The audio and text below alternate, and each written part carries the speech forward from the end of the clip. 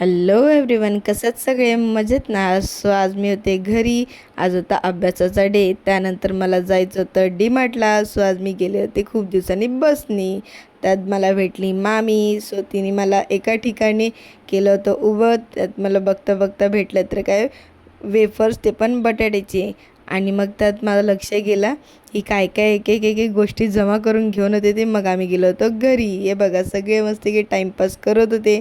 तेवढ्यात सोनूने आणली जर्मनीची कॅडबरी. आता त्यानंतर आम्हाला करायचं आहे माईच्या बड्डेचं celebration. Happy birthday to you. Happy birthday to you. Happy birthday dear Mai. Happy birthday to you. Happy birthday Mai. असा होता आजचा दिवस. मी आणि मम्मी चाललो आहोत घरी. कसा वाटला नक्की कमेंटमध्ये